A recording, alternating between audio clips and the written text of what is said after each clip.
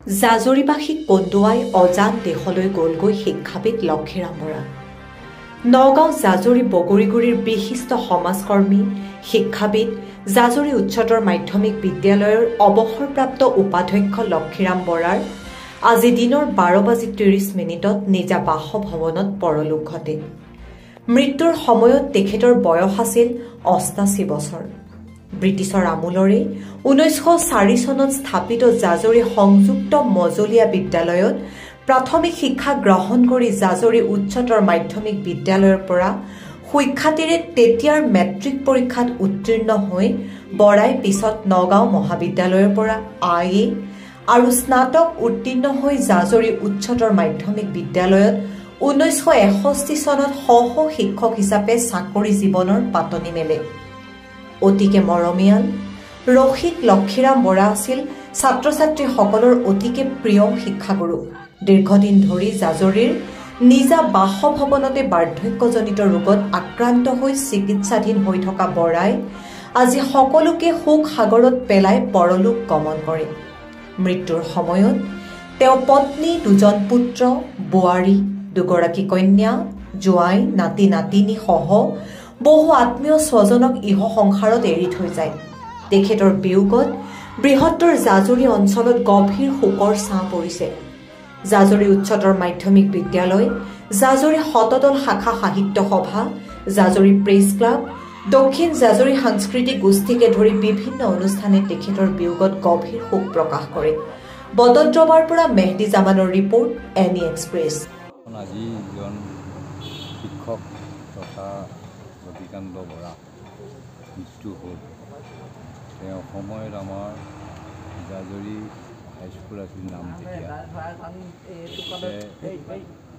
1950 চনৰ পিছতেই জাজৰি হাইস্কুলত শিক্ষকতা কৰিছিল আৰু সেই শিক্ষকতা কৰি কৰি তেখেতে জাজৰি উচ্চতৰ মাধ্যমিক বিদ্যালয় হোৱাৰ পিছত তেখেত ভাইচ প্ৰিন্সিপাল হৈ ৰিটায়াৰ হৈছিল আৰু তেখেতে স্কুলীয়া জীৱনত যিখিনি ছাত্ৰ ছাত্ৰীক পঢ়াইছিল তেখেতৰ দৰে শিক্ষাগুৰু আজিলৈকে আমি পোৱা নাই।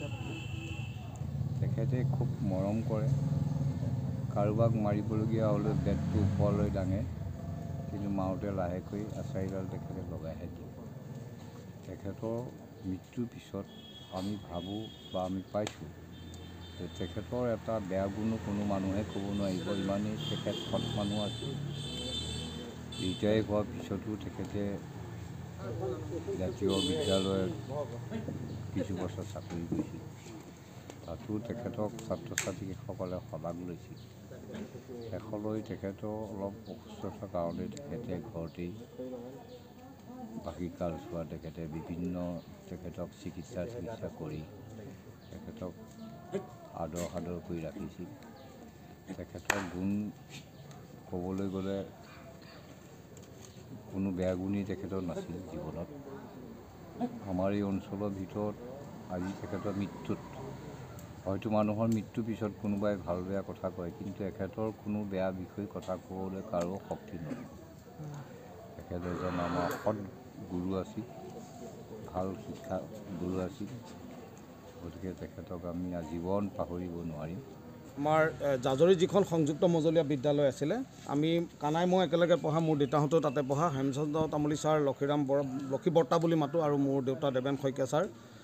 তেখেতসকলে MV স্কুলতে শৈক্ষিক জীৱন ক শ্ৰেণীৰ পৰা আৰম্ভ কৰি পেলাই জাজৰি হাইস্কুলতে শৈক্ষিক জীৱন সম্পূৰ্ণ কৰি পেলাই নগাঁও কলেজতে তেখেতসকলে BA আৰু BSc কমপ্লিট কৰি তাৰপাছতে কৰ্মজীৱনৰ সূত্ৰে ভাগ হৈছিলে।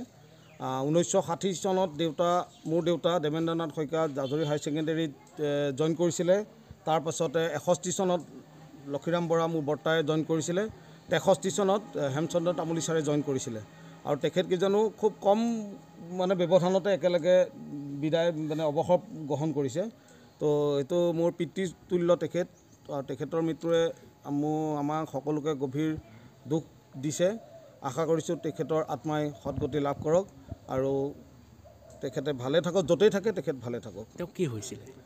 তেখেতৰ তেনেকুৱা ধৰণৰ প্ৰব্লেম নাছিলে তেখেতৰ অলপ এই এটা মেজৰ এক্সিডেণ্ট এটা হৈছিলে টেম্পুৰ পৰা অটৰ পৰা পৰি পেলাই অপাৰেশ্যন দুটা তেখেতৰ মেজৰ অপাৰেশ্যন দুটা হৈছিলে ব্ৰেইনৰ অপাৰেশ্যন হৈছিলে হোৱাৰ পিছত তেখেতৰ অলপ মানে সুস্থ হ'ল যদিও পৰ্যায়ক্ৰমে তেখেতৰ মেমৰিটো অলপ লষ্ট হোৱাৰ নিচিনা হেৰাই যোৱাৰ নিচিনা হ'ল হোৱাৰ পিছতে কিন্তু মৃত্যুৰ আগমুহূৰ্তলৈকে তেখেতে তেনেকুৱা ধৰণৰ কোনো মানে মেজৰ কিবা প্ৰব্লেম তেনেকুৱা বাৰ্ধক্যজনিত কাৰণেহে হৈছে কোনো তেনেকুৱা মানে জটিল ৰোগত তেনেকুৱা আক্ৰান্ত হৈ থকা নাছিলে কিমান সময়ত শেষ নিশ্চয় 12:30 বাবে আচলতে এটা বৃহৎ ক্ষতি লক্ষীৰাম বৰা ছাৰৰ ইতিমধ্যে বিয়োগ ঘটিছে লক্ষীৰাম বৰা ছাৰ আমাৰ এই বৃহত্তৰ জাজৰি অঞ্চলত ছাৰৰ যথেষ্ট অৱদান আছে শিক্ষাৰ ক্ষেত্ৰত আৰু ছাৰে যিখিনি তেখেতৰ জীৱিত অৱস্থাত যিখিনি তেখেতে আমাৰ জাজৰি অঞ্চললৈ যি অৱদান আগবঢ়াই গৈছিল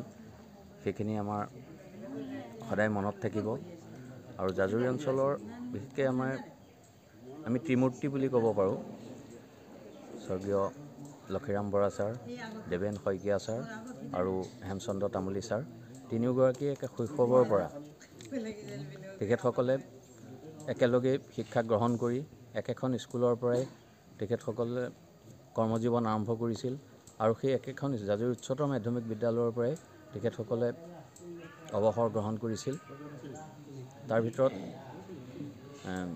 দেৱেন শইকীয়া ছাৰ আৰু হেমচন্দ্ৰ তামুলী ছাৰ বৰ্তমান জীৱিত আছে যদিও আজি আমাৰ লক্ষীৰাম বৰা ছাৰ ইহলীলা সম্বৰণ কৰিছে আৰু তেখেতৰ মৃত্যুত আমাৰ বৃহত্তৰ জাজৰি অঞ্চলত গভীৰ শোকৰ ছাঁ পৰিছে